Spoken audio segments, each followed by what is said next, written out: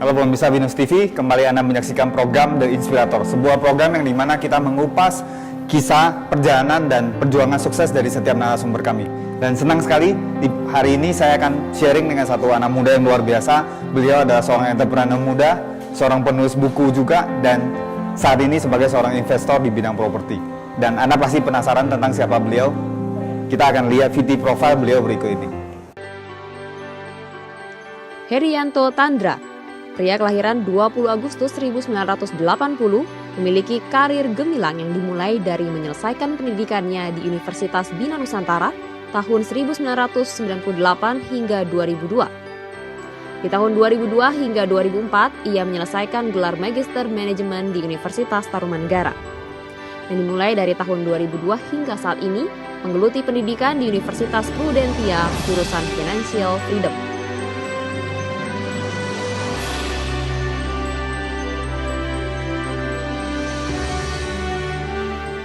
Kegigihannya yang berbuah hasil mencetak 300 manajer dan membimbing 5.000 agen asuransi terbesar di Indonesia. Bapak dari ketiga anak perempuan ini memiliki misi untuk membantu semakin banyak orang agar dapat mengubah nasib seperti dirinya.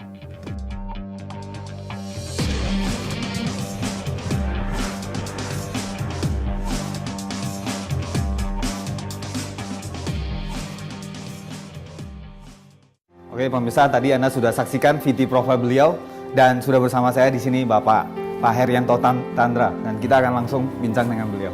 Halo, ya, halo bro, apa kabar? Ya, hebat, luar biasa. Oh, thank you ya sudah luangkan waktu. Sama-sama, suatu kehormatan buat saya. Ya, mari bro, silakan masuk. Ya, oke, thank you. Oke pemirsa, dan sudah bersama Bro Herianto ya. Thank you bro sekali lagi atas waktunya. Sama-sama. Dan tentu pemirsa banyak sekali yang kita ingin belajar dari seorang anak muda yang luar biasa, yang masih sangat muda ya, baru 30-an. Ya, sekarang kesibukannya apa aja bro? Masih luar biasa ya, kembangin tim, develop tim, mikirin strategi, terus kemudian kita juga ekspansi keluar kota, bantu tim untuk berkembang dan bukan buat beberapa kurikulum untuk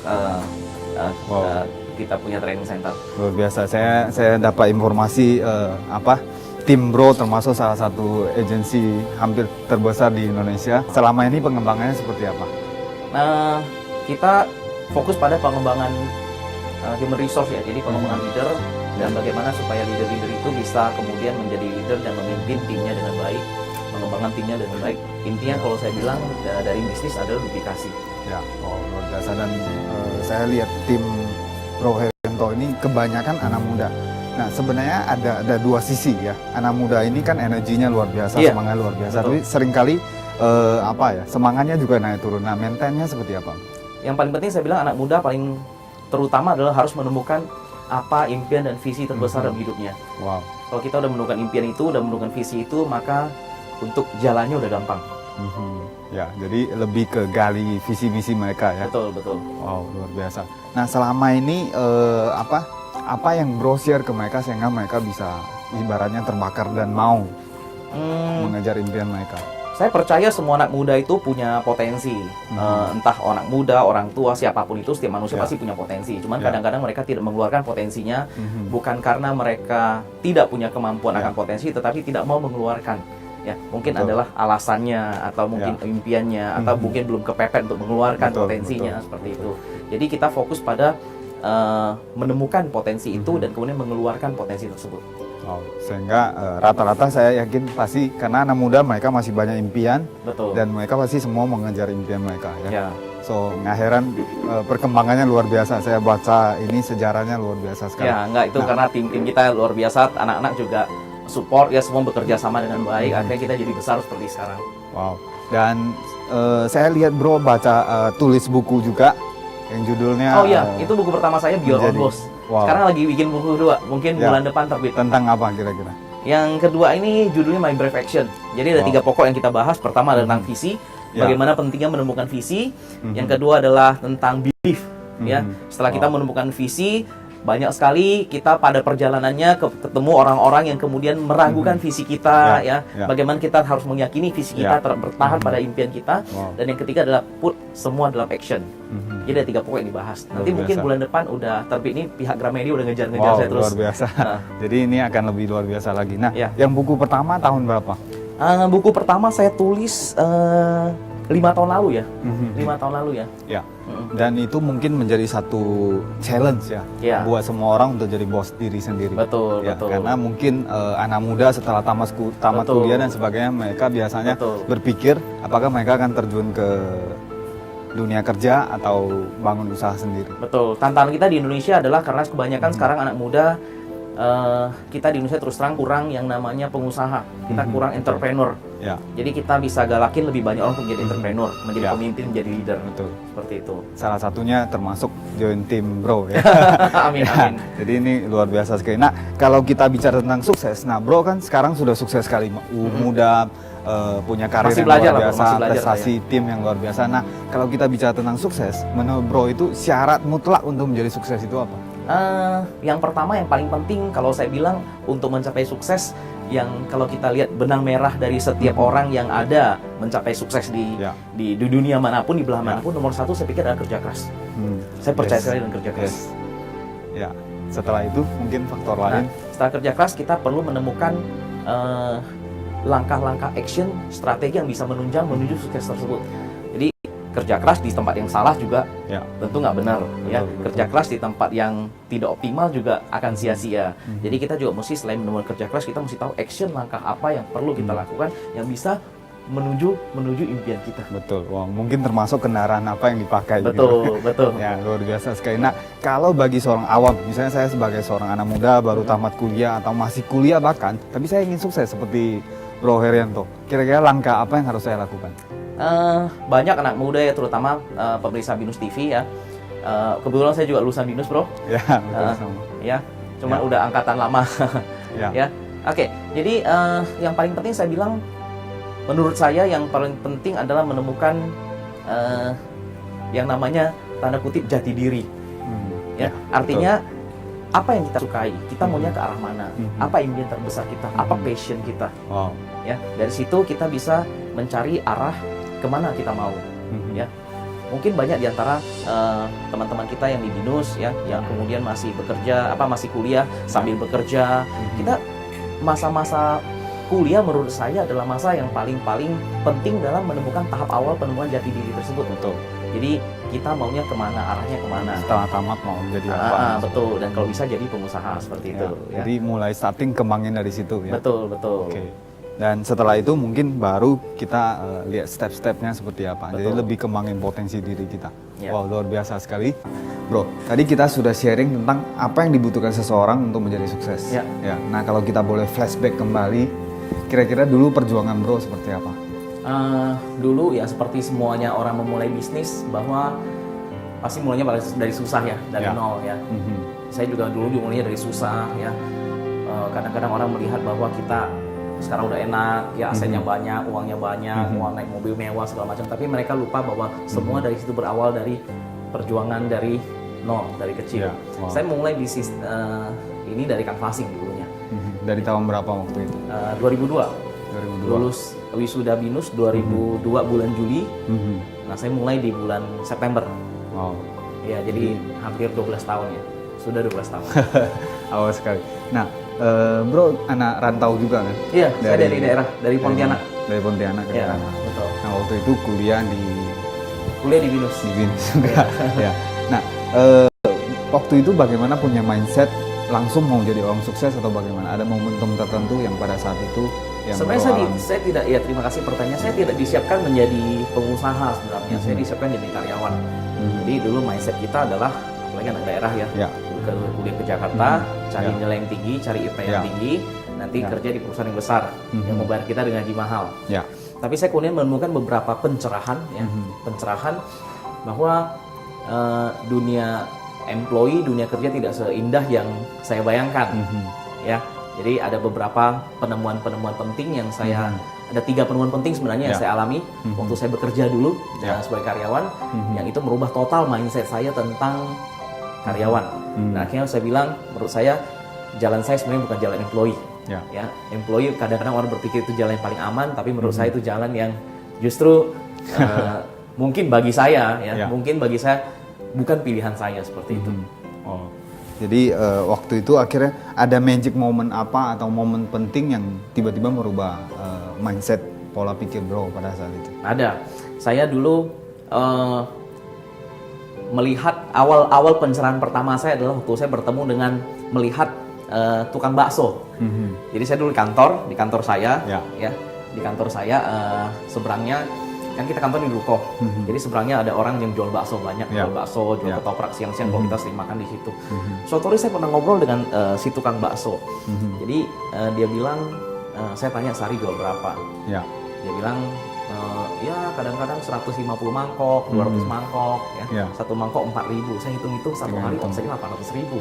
Mungkin dengan minum bisa 1 juta, sebulan 30 juta. Saya waktu itu gajinya 1,3, 1,3. Saya datang pagi, dia juga datang pagi. Saya ngecek email, dia panasin kompor. Tapi saya pakai dasi, dia pakai singlet. Tapi di akhir bulan kita buat perubahan yang besar. Dia income-nya segini, saya segini. Akhirnya saya menemukan satu pencerahan bahwa ada dunia lain selain dunia employee. Ada dunia lain selain dunia yang saya mau seperti ini. Jadi itulah dunia bisnis, dunia di mana kita menjadi bos atas diri kita sendiri. Luar biasa. Nah, akhirnya bro masuk ke dunia jasa keuangan. Betul. Itu pada tahun berapa? Langsung 2002. Waktu itu dari sekian banyak bisnis memang saya melihat yang paling memungkinkan buat kita adalah bisnis yang tanpa modal, yang hanya mungkin cukup effort, kemauan dan tenaga, dan bisa mengantarkan kita untuk setara dengan pebisnis lain, karena kita memang dari keluarga yang tidak punya modal seperti itu. Nah, dari situlah saya berkembang, saya kembangin tim, kembangin grup, naikin income, dan kemudian beralih ke investor kuadran terakhir kalau kita di kuadrannya cash flow kuadran Robert Kiyosaki di kuadran terakhir yaitu sebagai investor. Luar biasa. Nah, kalau kita yang tadi kita bicara flashback sedikit, yang dulu mungkin kita masih anak kos kita kuliah terus anak kos. Nah, biasa anak kos kan banyak kebiasaan yang mungkin suka santai-santai, bangunnya siang dan sebagainya. Nah, yang saya penasaran adalah waktu itu apa yang membuat bro bisa beda dengan mereka? Dimana kebanyakan mereka mungkin santai-santai, main games, tidur sampai siang-siang dan sebagainya. Nah, apa yang membuat bro waktu itu lebih serius daripada yang lain waktu itu? Kalau menurut saya adalah yang terpenting adalah bagaimana kita aware terhadap situasi dan kondisi kita. Kita tidak bisa melakukan seperti itu karena kita aware dengan situasi kondisi kita. Kita seperti yang Bro Rudy bilang, kita anak rantau, kita uangnya pas-pasan, kita bukan orang kaya, bukan dari keluarga pebisnis. Jadi kita mesti aware bahwa situasi ini akan terus seperti ini kalau kita tidak mengadakan satu perubahan yang berarti. Kalau kita tidak membuat satu terobosan. Betul. Akhirnya mungkin impian kita jauh lebih besar dan akhirnya kita keluar kita lakukan sesuatu yang beda. Nah, dari fase perjalanan bro dari seorang mahasiswa akhirnya masuk ke pengusaha dan jalankan bisnis sendiri, dan akhirnya sekarang punya tim yang luar biasa dengan prestasi yang luar biasa sekali. Nah, fase apa yang terpenting buat bro? Yang terpenting menurut saya adalah waktu kita memutuskan untuk menjadi bukan dari self employee, artinya bukan bekerja atas usaha dan effort sendiri, tapi membentuk satu kelompok, membentuk satu organisasi, membentuk satu tim. Itu yang menurut saya fase terpenting yang kemudian membuat satu lemparan terobosan yang eksponensial, yang begitu luar biasa, yang mungkin kadang-kadang tidak disadari oleh orang-orang di luar sana. Banyak sekali pebisnis yang kita lihat mereka punya usaha mereka kerja keras, tapi mereka sendirian. Nah, inilah yang menurut saya tidak akan optimal dan tidak akan mengantarkan mereka kemana-mana mungkin gitu. Jadi mungkin itu yang membuat perbedaannya, apakah dari pengusaha sendiri atau dengan teamwork. Betul, Bro Rudy. Luar biasa. Karena dengan teamwork ini otomatis kan mendatangkan passive income. Betul. Nah, dalam proses ini ada yang saya penasaran, ada magic moment apa yang membuat bro, karena prestasi bro termasuk yang luar biasa, yang melejit terus, dan dengan pencapaian yang saat ini hampir menjadi salah satu tim agensi terbesar di Indonesia, khususnya di perusahaan yang bro jalankan. Nah, apa, karena masih kita lihat Bro masih muda sekali. Nah, apa yang membuat perbedaan? Magic moment atau motivasi apa, seminar apa yang mungkin merubah Bro, membentuk bisa menjadi unggul seperti ini? Sebenarnya tanpa kita sadari bahwa setiap hari itu kita menuju arah yang lebih baik. Ya. Asal menurut saya kita setiap hari melakukan action, Ya. melakukan action. Dan yang paling penting setelah action itu adalah evaluasi. Jadi saya kemudian melihat dari beberapa buku yang saya baca, seminar-seminar yang saya ikuti, saya melihat apa yang membuat orang-orang bisa kemudian berkembang, orang-orang bisa jadi kaya luar biasa, mereka bisa sukses luar biasa. Ternyata mereka memiliki tim yang besar, jaringan yang besar, dan mereka punya sistem yang bagus. Kita lihat konglomerat yang besar ya, mereka semua juga tidak kerja sendiri, mereka punya tim, Jadi disitulah saya kemudian sadar bahwa pengembangan tim ini sangat penting sekali. Bagaimana kita menduplikasi dan kita kemudian mendelegasikan visi, mindset, kemampuan skill kita kepada tim-tim kita, dan kemudian itu yang membuat mengenerate income yang luar biasa. Jadi akhirnya mungkin dari awal sudah fokus ke pembentukan tim ya. Sehingga dari satu waktu berjalan kelihatan sangat signifikan perubahannya ya. Dengan misalnya tim yang ratusan sama Bro yang timnya ribuan ya pasti tentunya beda. Ya. Nah, oke. Sekarang fokus utama kegiatannya apa di pengembangan tim ini?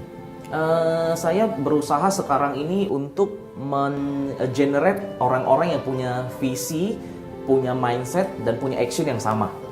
Jadi yang menurut saya yang paling penting adalah itu dari semua bisnis. Jadi menciptakan Herianto berikutnya. Betul, bagaimana seorang founder, seorang pelopor, pionir, dia bisa menduplikasi mindsetnya, visinya, pemikirannya, dan actionnya kepada tim-tim di bawahnya dia, sehingga semuanya melakukan hal yang sama serentak.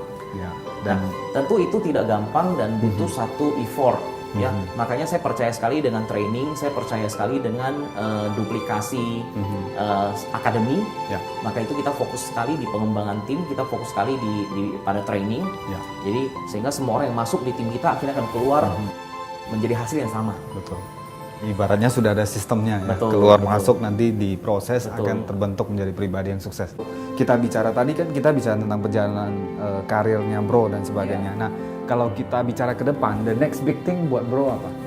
Saya punya beberapa mimpi yang pengen saya capai. Karena memang impian itulah yang membuat kita hidup. Impian itu yang membuat kita berkarya, dan impian itu membuat kita semangat setiap hari. Ada beberapa hal besar yang saya mau capai, terutama buat komunitas. Saya pengen beberapa hal, contohnya seperti saya pengen buat satu sekolah, satu sekolah yang memang ditujukan untuk orang-orang nggak mampu. Saya mau kontribut lebih banyak untuk komunitas sosial. Dan mungkin saya pengen nulis beberapa buku lagi. Saya punya target 50 buku yang saya tulis sebelum meninggal. Dan tentu saja investasi-investasi yang bisa memberikan imbal balik yang besar. Nah, saya dapat informasi, dapat bocoran nih. Sekarang Bro mulai terjun ke dunia properti gitu. Lebih tepatnya invest ya, lebih tepatnya invest. Jadi memang kita punya cash flow kan cukup mencukupi lah untuk kita invest. Jadi saya mengajarkan kepada tim saya bahwa ciptakanlah income, di mana income itu tidak hanya cukup untuk kebutuhan kita, tapi juga cukup untuk kita invest, sehingga nanti akan uang bekerja untuk menghasilkan uang. Jadi sehingga tadi yang cash flow quadrant itu akhirnya terjadi ya, di segmen investor. Ya, karena kita tahu bisnis seperti ini, bisnis jaringan dan sebagainya, ketika tim udah terbangun, otomatis passive income-nya terus menerus. Ya. Mungkin mau tolak juga nggak bisa. Efek sampingnya itu ya. Oke, jadi uangnya sudah banyak, akhirnya invest. Jadi sekarang posisinya lebih ke investor aja. Lebih ke investor. Nah, kalau kita bicara tentang plan bisnis ke depan, strategi apa yang dijalankan dan sebagainya?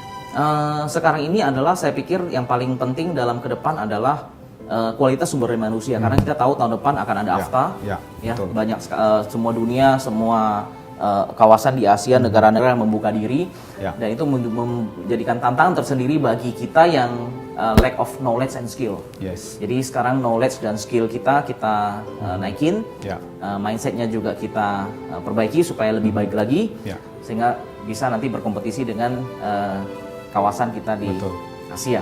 Ya, luar biasa. Nah, kalau kita bicara tentang sukses tadi, kalau Bro Herianto bisa kasih saran ke pemirsa kita terutama yang nonton mungkin banyak anak muda yang baru lagi starting karir mereka dan sebagainya. Kira-kira pesannya apa, Bro?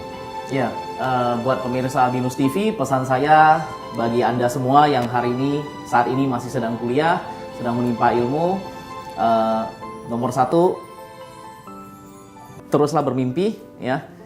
Buatlah mimpi Anda sebesar mungkin, buatlah mimpi Anda seliar mungkin, ya, sedahsyat mungkin. Mungkin banyak sekali orang-orang yang nanti awalnya akan menertawakan mimpi Anda, tapi nanti kita lihat siapa yang ketawa belakangan.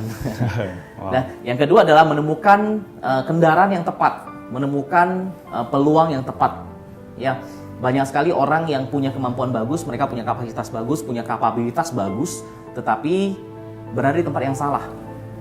Akhirnya potensi mereka tidak optimal. Ya, itu seperti seorang pembalap yang jago tetapi mengendari mobil yang pelan. Jadi hati-hati dalam memilih di mana Anda akan berkarya, di mana akan berkarir. Yang ketiga, lakukan action, ya, kerja keras dan terus berevaluasi. Ya, evaluasi akan membawa Anda memperbaiki diri sehingga Anda akan lebih baik daripada hari-hari sebelumnya. Itu aja mungkin dari saya. Ya, luar biasa sekali. So, tadi sharingnya sangat bermanfaat, yaitu tadi berani bermimpi, mimpi yang besar, bahkan mimpi yang liar, ya. Oke, dan juga follow kendaraan yang tepat. Bagaimana Bro mempertahankan karir dan sebagainya, termasuk manajemen waktu, mungkin bisa dibahas. Terutama sekarang udah berkeluarga, bagaimana untuk seimbangkan karir, bisnis, dan keluarga. Iya, jadi memang time management ini isu yang sangat-sangat menjadi penting ya, apalagi kita yang udah punya family, punya keluarga. Saya berusaha untuk setiap waktu di mana ada waktu luang saya sisihkan untuk keluarga. Jadi karena kita punya bisnis, kita udah running, kita punya waktu yang lumayan fleksibel. Ya, jadi kadang-kadang kita bisa atur pagi, kita mungkin bisa antar anak sekolah, betul ya kan. Kita bisa atur siang kita ketemu dengan tim. Kemudian sorenya mungkin kita lihat investment kita, ya malam kita lobby dengan siapa seperti itu. Jadi cukup fleksibel menurut saya dibanding dengan rutinitas. Justru tidak terikat jam kantor. Betul. Luar biasa. Nah, termasuk juga salah satu kelebihan dari bisnis ini yaitu traveling ya. Jadi mungkin setiap tahun programnya berapa kali ke luar negeri. Iya, setiap traveling efek samping ya. Efek samping dari income. Yang nggak bisa ditolak. betul. Ya. Jadi selama ini mungkin dari experience jalan-jalan ke luar negeri itu juga ada dapat inspirasi dan sebagainya. Dari banyak perjalanan saya melihat bahwa sebenarnya dunia ini begitu besar. Dunia begitu besar, dunia menyediakan segala macam sesuatu yang dibutuhkan untuk kita. Tinggal bagaimana kita sebagai pribadi untuk mengambil peluang itu. Ya, dan mungkin akhirnya termotivasi ya. Sebenarnya hidup ini nggak monoton toh begitu aja. Masih banyak hal yang luar biasa, masih banyak tempat-tempat yang indah untuk kita pergi. Nah, justru salah satu solusinya adalah di bisnis buat dengan jadi seorang entrepreneur dan jalankan bisnis sendiri ini membuat semuanya menjadi mungkin ya. Betul. Ya, oke. Tadi kita sudah dengar banyak dari Pak Herianto dan tentunya sebagai anak muda pasti kita punya banyak sekali impian, kita pengen mencapai sukses, terutama apalagi bisa sukses di usia muda. Siapa yang nggak mau sih? Nah, dan tentunya bisa pensiun muda, pensiun kaya, jadi seorang investor dan juga seperti Bro Herianto punya rumah yang mewah, punya Mercedes-Benz. Luar biasa sekali. Nah, motivasinya apa Bro? Kira-kira kalau bagaimana supaya para pemirsa ini juga berani untuk kejar impian mereka dan bisa mewujudkan seperti apa yang Bro capai hari ini? Saya bilang selain mimpi tadi yang nomor 2 adalah kita harus action. Tapi kebanyakan orang setelah mereka action Bro, mereka menemukan kendala dan mereka berhenti di kendala tersebut. Jadi mereka nyerah. Akhirnya down. Iya, betul seperti itu. Jadi pesan saya, kalau kita udah punya satu impian, kita udah yakin dengan impian kita itu, kita kerjakan, kita jalankan, dan begitu kita ingat hambatan, ya kita lakukan lagi. Ya, kita jatuh, kita bangkit lagi, jatuh, bangkit lagi. Jadi sebenarnya nggak ada satu formula khusus, nggak ada satu magic kata-kata khusus, mungkin ramuan atau strategi khusus. Tapi yang penting menurut saya adalah action dan bagaimana kita mengulang bersahabat mungkin dengan kegagalan seperti itu. Ya, jadi mungkin kuncinya melakukan jauh lebih banyak ya. Betul, melakukan jauh lebih banyak dan jangan takut gagal. Mungkin sebagian orang melakukan berapa ratus kali akhirnya menyerah dan ada yang melakukan Ada satu yang menarik sebenarnya, kegagalan itu sebenarnya bisa kita jadikan teman. Ya, asalkan kita mulai terbiasa menghadapi kegagalan. Ya, karena memang dari kecil mungkin kita ditanamkan bahwa kegagalan itu menakutkan, kegagalan itu adalah sesuatu yang memalukan, kegagalan itu adalah hal yang nggak boleh terjadi. Tapi kalau kita bersahabat dengan kegagalan, artinya kita melihat kegagalan adalah hal yang biasa. Jadi kita gagal pun kita it's okay, fine aja. Ya, Gitu. akhirnya sukses ya. Betul. Karena nggak banyak orang yang bisa bertahan. Ya. Oke, terima kasih bro Oke. atas waktunya. Sama-sama, Sharingnya bro. sangat luar biasa. Oke. Dan pemirsa tadi kita sudah belajar langsung dari Pak Haryanto yang luar biasa. Yang tentunya kita harus berani punya impian yang besar. Dan tadi pesan kedua ada action. Dan yang terakhir mungkin jangan pernah menyerah sampai impian Anda menjadi kenyataan. Oke, semoga program ini bermanfaat. Tetap di program The Inspirator bersama saya Arun Niru.